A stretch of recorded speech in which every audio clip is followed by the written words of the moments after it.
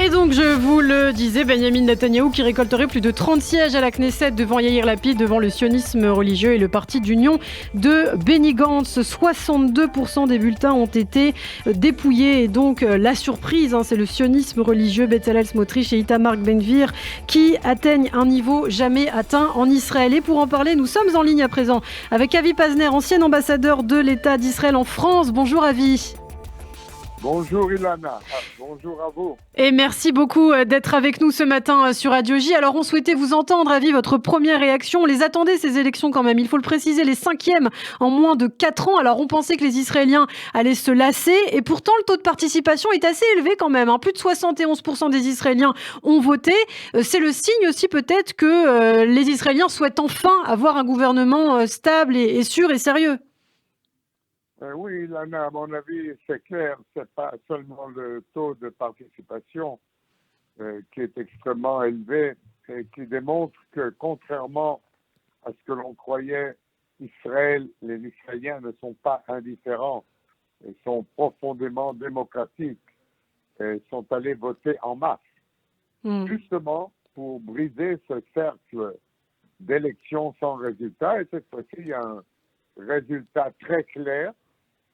Netanyahou a gagné ces élections, c'est clair. Et il les a même gagnées avec une majorité plus forte que celle que vous venez d'annoncer. Et nous avons maintenant les derniers résultats et il apparaît que le bloc de Netanyahou serait autour des 67 mandats parce que Meretz, le parti de gauche, peut-être, ne passe pas le seuil d'éligibilité. Donc, c'est une grande victoire pour Netanyahou. Il n'y a aucun doute maintenant, aucun doute. C'est lui qui va former le prochain gouvernement. Alors, une percée historique, Avi Pazner, du sionisme religieux avec Itamar Ben-Gvir, Bezalel Smotrich, le symbole d'un ras-le-bol des Israéliens, selon certains observateurs, mais quand même une percée qui inquiète beaucoup dans le camp de la gauche, dans le camp du centre. Est-ce que vous êtes inquiet suite à cette victoire quand même des partis extrémistes en Israël? Le parti sioniste de Ben-Gvir et Smotrich, pour le moment, se dessine comme un parti d'extrême droite, et avec des vues qui inquiètent beaucoup d'Israéliens.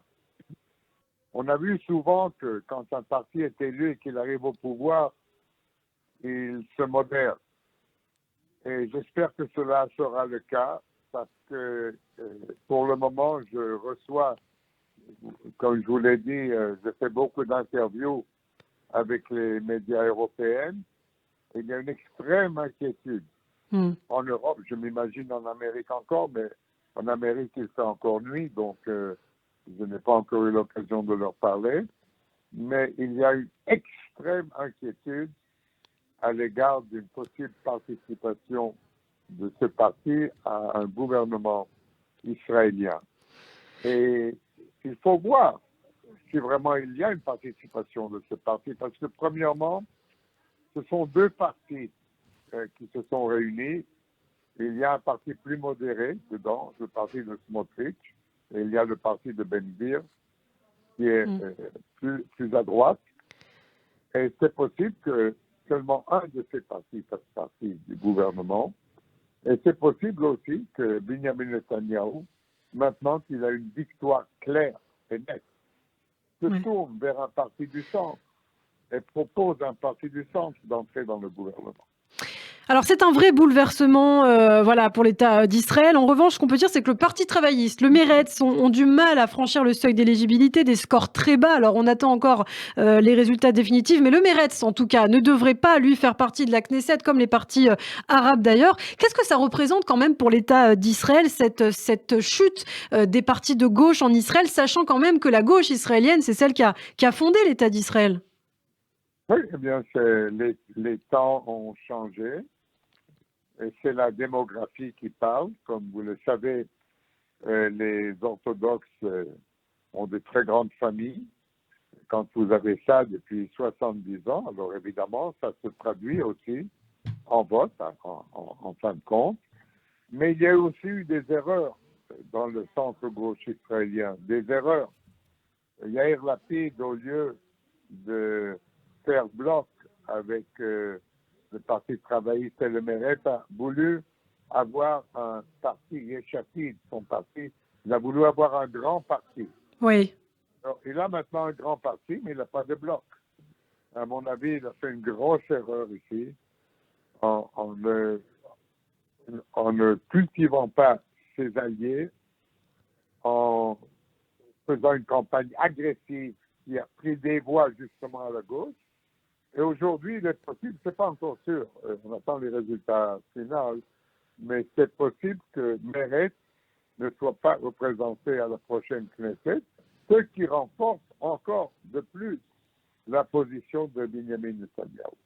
De nombreux défis attendent donc désormais Benyamin Netanyahou, qui va peut-être devenir Premier ministre de l'État d'Israël. Alors le grand dossier, la grande priorité pour les Israéliens, c'est le coût de la vie, la situation économique, la vie qui est devenue très chère en Israël. Il va falloir mettre fin notamment au monopole. Ça, ce sera une tâche assez ardue, d'ailleurs pour Benyamin Netanyahou ou pour tout autre Premier ministre de l'État d'Israël.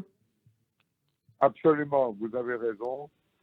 Et je ne vois pas exactement comment un gouvernement composé de partis religieux qui sont eux-mêmes viennent des couches socio-économiques les moins aisées peut vraiment prendre le taureau économique par la corne. Parce que Netanyahou l'a déjà prouvé en 2003, il était un excellent ministre des Finances.